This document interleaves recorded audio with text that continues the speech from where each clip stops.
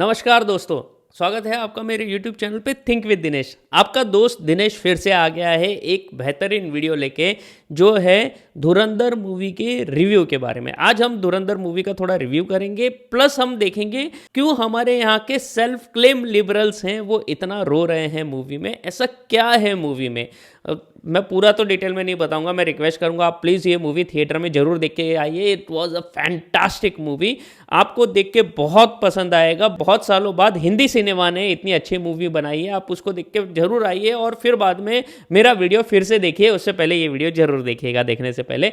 तो दोस्तों, इतनी बढ़िया मूवी बनाई है, उसके बारे में हम एक एक करके डिस्कस करेंगे। तो सबसे पहले मूवी का हम थोड़ा सा बैकग्राउंड जानेंगे कि एक्चुअली मूवी किस बारे में है। आपको पता है कि पाकिस्तान क्या करता है इंडिया के साथ, किस तरीके से वो टेरराइज एक्टिविटीज़ करवाता है, कैसे वो सपोर्ट करता है और उसको मुजाहिदीन का नाम देता है। और जो पाकिस्तान की जो थियरी है 1000 कट्स ऑफ इंडिया, ठीक है, उसको कैसे वो यूटिलाइज करता है इंडिया के अगेंस्ट में, तो वो पूरा उसमें एक बैकग्राउंड है। तो उसमें क्या है कि आपको भी पता है कि यहाँ पे काफ़ी टेरर एक्टिविटीज़ हमारे यहाँ पे हो चुकी है। लाइक 2001 पार्लियामेंट अटैक हुआ, तो आपको पता है कि कैसे हमारे यहाँ पे पहले तो कांधार में प्लेन हाईजैक हुआ था। वो कैसे हुआ था, क्या हुआ था, वो हम डिटेल में बाद में जाएंगे। मैं उसके ऊपर एक वीडियो बनाने वाला हूँ दोस्तों, ज़रूर बनाऊँगा। और वो कांधार से लेके पार्लियामेंट अटैक, ये दो अटैक में काफ़ी ज़्यादा वी कैन से हमारा नाक कटा था इंडिया का, जिसमें ये हुआ था कि भाई हम इंडियन एजेंसीज क्या कर रही है। इंडिया इतनी वीक गवर्नमेंट है कि जो ये टेररिस्ट है वो हमारा प्लेन हाईजैक कर लेते हैं या फिर पार्लियामेंट में घुस जाते हैं।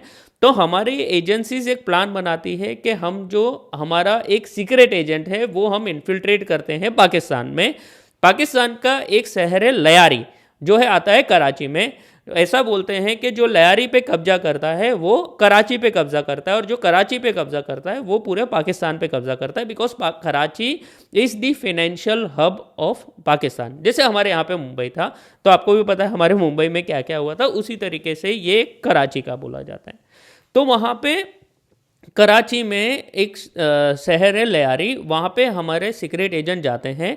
और जो वहाँ पे लयारी में क्या है, गैंग वॉर दिखाते हैं कि वहाँ पे गैंग वॉर, और ये रियलिटी है। ठीक है, जो भी यहाँ पे बताया वो रियलिटी है। हम रियलिटी पे बाद में डिस्कस करेंगे, पहले हम मूवी का एक मैं आपको पर्सपेक्टिव दे रहा हूँ। तो उसमें वहाँ पे लयारी है, वहाँ पे गैंग वॉर्स होती है। और गैंग वॉर में जो उनका सबसे मेन होता है, जो we can say the powerful man, जिसको पॉलिटिकल बैकअप है, वो होता है रहमान दिकैत, जिसका रोल किया है अक्षय खन्ना ने। And Akshaye Khanna is fantastic in this role. जो उन्होंने एक्टिंग की है, जो एक्सप्रेशन दिया है, so Akshaye Khanna always a talented actor. उनको वो रिकॉग्निशन नहीं मिला अनफॉर्चुनेटली, और वैसे भी वो इतना पीछे पड़े भी नहीं हुए थे रिकॉग्निशन के, बट उनको जो रिकॉग्निशन मिलना चाहिए था वो अनफॉर्चुनेटली नहीं मिला। तो उन्होंने यहाँ पे बताया है कि वो क्या है। तो Akshaye Khanna was fantastic in this role. जो रहमान दकैत है, रहमान दकैत जो है वो पॉलिटिकल पार्टीज़ के साथ मिलके पूरे लयारी पे कब्जा करना चाहता है, और वो उसकी जो हेल्प है, जो वो करना चाहता है, उसकी जो हेल्प है वो करता है रणवीर सिंह। और रणवीर सिंह कौन है, वो हमारा बंदा होता है। तो इस तरीके से ये रणवीर सिंह उसका कॉन्फिडेंस जीतने के लिए करता है, और फिर बाद में कैसे ये टेरर एक्टिविटीज़ जो है उसके अंदर जाता है रणवीर सिंह, जहाँ पे वो पूरी प्लानिंग होती है वहाँ पे वो खुद प्रेजेंट होके पूरा देखता है, और फिर इंडियन एजेंसीज को इन्फॉर्म करता है। और यहाँ पे इंडियन एजेंसीज हमारा वर्कआउट करती है कि कैसे इसको रिजॉल्व किया जाए, तो वो सब वहाँ पे बताया गया है। ठीक है, तो it's a classic secret agent movie, जो काफ़ी मूवीज़ में बताते हैं। जैसे हमारे यहाँ पे अनफॉर्चुनेटली क्या है कि जैसे पुरानी जो सीक्रेट एजेंट्स की मूवी बनी है ना, उसमें सब हवा में उड़ रहे होते हैं। कोई यहाँ पे पंख लगा के उड़ रहा है, कोई वहाँ पे पंख लगा के उड़ रहा है। तो यहाँ पे वैसे पंख लगा के उड़ नहीं रहे हैं, यहाँ पे रियलिटी बताइए। ठीक है, यहाँ पे रियलिटी बताई है कि पहले तो वहाँ पे क्या होता है पाकिस्तान में, किस तरीके से गैंग वॉर चलता है, और वहाँ पे हमारा इन्फिल्ट्रेशन इस तरीके से बताया गया। तो इट्स नॉट है कि भाई वो एकदम ही वायलेंस है, कोई वायलेंस नहीं है। इससे ज़्यादा वायलेंस तो आपको मैं बोलूँ कि वो सिंघम में हो गया, इससे ज़्यादा वायलेंस मैं बोलूँ तो वो पठान में हो गया। शाहरुख खान की जो पठान मूवी है उसमें इससे ज़्यादा वायलेंस है। ठीक है, क्यों? क्योंकि ऐसा कुछ वायलेंस है ही नहीं। नॉर्मल बताया है। सो आप बोलेंगे कि भाई ये तो आप बोल रहे हैं बहुत वायलेंट मूवी है, ऐसा कुछ भी नहीं है, नॉर्मल मूवी है। जस्ट वो गैंग वॉर्स में कैसे एक दूसरे से बात करते हैं, क्या है क्या नहीं है, वो बताया गया है, पहली बात। दूसरा बात है रणवीर सिंह का रोल। भाई रणवीर सिंह ने भी अपना रोल पूरी तरीके से जस्टिफाई किया है। लोग अक्षय खन्ना की ज़्यादा बात कर रहे हैं, ऑब्वियसली उन्होंने बहुत अच्छा काम किया है, लेकिन रणवीर सिंह का काम भी यहाँ पे बहुत अच्छा है। उनका जो फेशियल एक्सप्रेशंस हैं और उनका जिस हिसाब से बात करना है लोगों का, वो रियलिटी है उनका। वो रणवीर सिंह आई पर्सनली मैं कम लाइक करता हूँ रणवीर सिंह को, बिकॉज ऐसा लगता है कि वो थोड़ा ओवर हाइप करते हैं चीज़ों को, लेकिन यहाँ पे ऐसा नहीं है। यहाँ पे उन्होंने क्लियरली अपने रोल को जस्टिफाई किया है, उनके एक्सप्रेशन एकदम परफेक्ट है, प्लस उनका जो बोलने का तरीका था, the way he represent himself in this movie, ठीक है, कोई ओवर हाइप नहीं, कुछ नहीं कि एकदम जानबूझ के सीरियस हो गया, नहीं, वो सीरियस थे उस सिचुएशन में, तो पूरा वो रोल को उन्होंने जस्टिफाई किया है, ठीक है। तो वो किस हिसाब से इन्फिल्ट्रेट हुआ है वो पूरा उन्होंने जस्टिफाई किया है मेरे हिसाब से, ठीक है। और दूसरा है संजय दत्त, संजू बाबा का रोल भी बहुत अच्छा है। और इस तरीके से देखेंगे तो सारी कास्टिंग, जितनी भी कास्टिंग है, उन्होंने अपना रोल परफेक्ट किया है, ठीक है। और स्पेशली मैं मेंशन करना चाहूँगा सौम्या टंडन जी को। सौम्या टंडन जी को देख के बहुत अच्छा लगा, specially after so many years. पहले उनको जब वी मेट में देखा था, फिर भाभी जी घर पे हैं सीरियल में देखा था, जिसका मैं बहुत बड़ा फॉलोअर हूँ, और अब देखा है तो उनका कोई डायलॉग नहीं है, कम डायलॉग है उनके, लेकिन the way she speaks with the expression, तो वो बहुत अच्छा लगा उनको वापस से देख के, एंड व्हाट्स फैंटास्टिक। तो सारी कास्टिंग फैंटास्टिक है। और जो रियलिटी बताई है उसमें पहले बताया कि बलोचों पे कैसा अत्याचार हो रहा है पाकिस्तान में, और किस तरीके से आईएसआई उन इनोसेंट बलोचिस के साथ में दुर्व्यवहार कर रही है और कैसे उनका कत्लेआम कर रही है वीकेंड से, वो पूरा रियलिटी बताया गया है।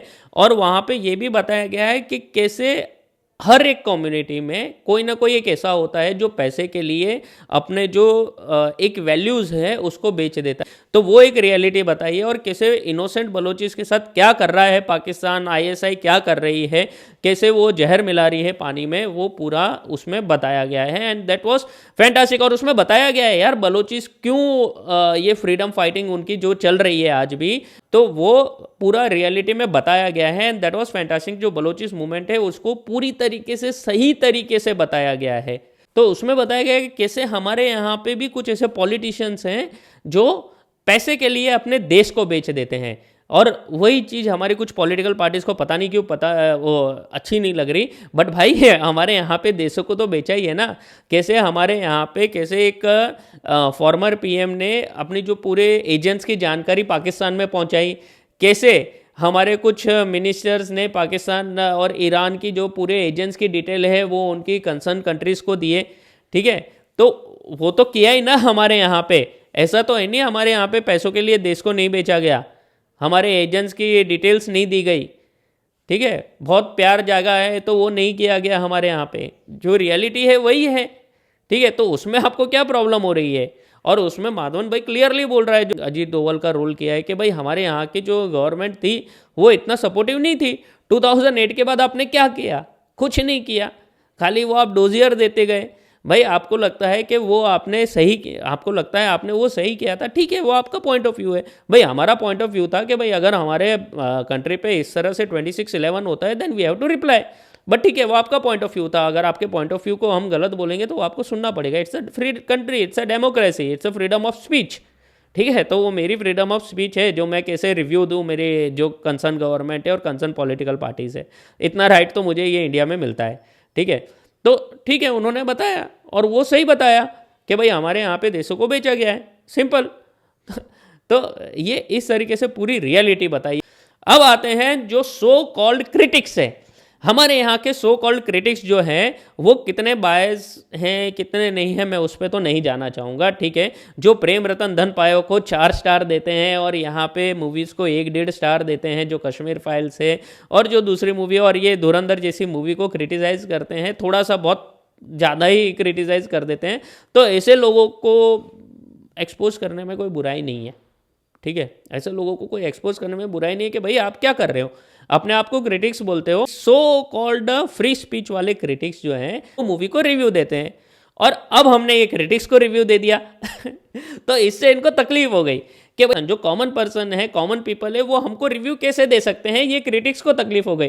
तो हमारे जो क्रिटिक्स है वो क्रिटिसिज्म हैंडल नहीं कर सकते, इसलिए उन्होंने अपना सेल्फ क्लेम कोई एक क्रिटिसिज्म ये क्रिटिक्स का गिल्ड बना दिया है और उससे कंडेम किया है। तो भाई आपका कंडेम गया तेल लेने, पहली बात तो, ठीक है। जैसे अब आप फिल्म का रिव्यू देते हैं, जैसे आप फिल्म को क्रिटिसाइज करते हैं या फिर आप फिल्म को प्रेस करते हैं, वैसे ही हम अब आपको आपका रिव्यू करेंगे कि आप किस हिसाब से वर्क कर रहे हैं और आपका कैसे क्रिटिसिज्म भी करना है, तो हम वो करेंगे क्योंकि हम भी पब्लिक हैं, ठीक है। तो आप ऐसा नहीं हो कि आप हमसे बड़े हो गए हो, जैसे आप पब्लिक हो वैसे हम भी पब्लिक है, we are at a equal level. तो प्लीज़ ये थोड़ा सा वो छोड़ दीजिए कि हम बड़े हैं, नहीं हो ठीक है। आप क्रिटिक्स हो तो क्रिटिक्स ही रहो, ठीक है। अगर आपको फिल्म पे बोलने का हक है तो हमको भी फिल्म पे बोलने का हक है, और हमको आप पे भी बोलने का हक है कि आप अगर कोई चीज़ का रिव्यू दे रहे हो, पब्लिक लाइफ में रिव्यू दे रहे हो, तो आप पे क्रिटिसिज्म अगर बनता है तो वो होगा, ठीक है। तो अगर क्रिटिक्स बने हो तो क्रिटिसिज्म हैंडल करने की भी हिम्मत रखो, पहली बात। और दूसरी बात, ये लोग क्रिटिसिज्म कुछ लोग कर क्यों रहे हैं, नॉट ओनली क्रिटिक्स, ठीक है, बट कुछ जर्नलिस्ट हैं जो ज़्यादा ही तकलीफ हो गई है उनको। तो मुझे तो एक ही चीज़ लगता है यार, देखो इनका तकलीफ एक ही है, नॉट इस्लामोफोबिया, ठीक है। इसमें इस्लामोफोबिया जैसा कुछ भी नहीं था, है, क्योंकि उनको क्या लगने लगा है that Pakistan is the only country who is representing the Islamic religion. इनको ऐसा लगने लगा है, हमारे इंडियन हमारी कंट्री में रह रहे हैं, उनको ऐसा लगने लगा है कि जैसे ही आप पाकिस्तान के अगेंस्ट बोलोगे ना, अरे आपने हमारे रिलीजन के बारे में अगेंस्ट बोल दिया। अगर इनके रिलीजन के बारे में नहीं बोल रहे, हम इनके कुछ नहीं बोल रहे, खाली पाकिस्तानी बोल रहे हैं कि भाई पाकिस्तानी कैसे इंडिया को 1000 कट की थियरी पे चल रहा है, कैसे वो टेररिस्ट अटैक कर रहा है और कैसे हमारा एक एजेंट इन्फिल्ट्रेट कर रहा है, बस इतना बताया है। उसमें तो भाई साहब ये इस्लामोफोबिया हो गया। क्यों? क्योंकि पाकिस्तान को गलत बताया और आईएसआई को गलत बताया। अरे भाई साहब, आईएसआई को आपने गलत बता दिया। आईएसआई और रॉ की तो शादी होती है यार, दोनों का रिलेशन होता है, एक झंडा यहां से निकला इंडिया का, एक झंडा यहां से निकला पाकिस्तान का, वो होती है रियलिटी। फिर हम अमन की आशा पे चलते हैं, आपने पाकिस्तान को गलत बता दिया, आपने आईएसआई को गलत बता दिया, कैसे चल सकता है भाई ये? फिर ये तो शॉर्ट शर्ट पूरा एकदम क्या बोलते हैं, नेशनलिस्ट हो गया। अरे नेशनलिज्म हो गया ये तो। फिर कैसे आप इंडिया में नेशनलिज्म की बात कर सकते हो, पाकिस्तान के अगेंस्ट बोलने के रहे हो? कोई एजेंट जा सकता है? कैसे जा सकता है? कंट्री के बारे में वो कैसे सोच सकता है? पाकिस्तान के बारे में सोचो, अमन की आशा करो, आईएसआई के तलवे चाटो, आईएसआई के तलवे चाटो, आईएसआई के पैर में गिरो, पाकिस्तान के पैर में गिरो, तब जाके होता है रियल नेशनलिज्म, तब जाके बनता है इंडिया। अमन की आशा आप ऐसे ही बोल दिए, रियलिटी बता दी आपने। ऐसे कैसे आप रियलिटी बता सकते हो? बॉलीवुड में, बॉलीवुड का कभी काम ही नहीं रहा रियलिटी बताने का। जो बॉलीवुड, जो हमारे हॉकी के कोच हैं नेगी जी, उनको कबीर खान बता सकता है। जो मिशन कश्मीर में कश्मीर पंडित को बोल सकता है, जो मिशन कश्मीर में टेररिज्म को जो वहाँ पे बनता है उसको जस्टिफाई कर सकता है, हैदर में जस्टिफाई कर सकता है, उसमें आप उनको क्लियर कट टेररिस्ट बता रहे हो, वो भी बिना जस्टिफाई किए हुए। आपने ये नहीं बताया रहमान डकैत कोई इंडिया आया होगा, वहाँ पे उसको बेचारे को किसी ने थप्पड़ मारा, इसलिए वो फिर से कराची गया और इंडिया के लिए लड़ा, इंडिया के अगेंस्ट में। वो मेजर इकबाल बेचारा मेजर इकबाल, वो वहाँ कहीं गया होगा, इंडिया में आया होगा, तो वहाँ पे कोई हिंदू ने उसको गलती से धक्का मार दिया होगा, उसका बदला ले रहा है वो। ये आपने वो बेचारे मेजर इकबाल को भी नहीं बताया विक्टिम। ऐसा कैसे कर सकते हो आप बॉलीवुड वाले? ये बॉलीवुड है ही नहीं। जब तक आप पाकिस्तान को प्रेज नहीं करो, आप आईएसआई को प्रेज नहीं करो, इंडिया को गलत नहीं दिखाओ, इंडिया के रॉ एजेंट्स को गलत नहीं दिखाओ, तब तक कैसे चल सकता है भाई? प्यार है हमारा बॉलीवुड में, यू नो, प्यार करो, अमन की आशा दिखाओ, भले वो हम पे कुछ भी करे, भले वो यहां वहां फटे, पाकिस्तानी, भले वो कोई भी 1000 कट थियरी पे चले, भले वो इंडिया को तोड़ देवे, भले वो कश्मीर को ले लेवे, भले वो नॉर्थ ईस्ट में वेपन सप्लाई करे, भले पंजाब में वो ड्रोन के थ्रू वेपन सप्लाई करे, कुछ भी करे पाकिस्तान, भले वो हमारे अगेंस्ट, वो हमारे पे न्यूक्लियर फोड़ देवे, लेकिन आप पाकिस्तान को गलत बता रहे हो बॉलीवुड वालों। नहीं कर सकते आप ये। इसलिए ये इस्लामोफोबिया है, ये एंटी इस्लाम है मूवी, क्योंकि इसमें पाकिस्तान को गलत बताया है, बाकी कोई है ही नहीं इनके लिए। इंडिया क्या होता है? कुछ नहीं। भले हम इंडिया में रहते हैं, भले हम इंडिया में रहते हैं, वी आर लिबरल्स। वो एक ने बोला भाई मिट्योर भी गिरा होगा तो उसके लिए पाकिस्तान को ब्लेम करो, सही बात है, उसकी क्या गलत बात है? भले उसके पिछवाड़े कभी कोई पाकिस्तान का टेररिस्ट आके फट जाएगा, उसको क्या, ठीक है भाई, फट गया बेचारा, इनोसेंट बंदा था जो फट गया। फिर आप वो देखो यार, कैसे आप बता सकते हो रियलिटी?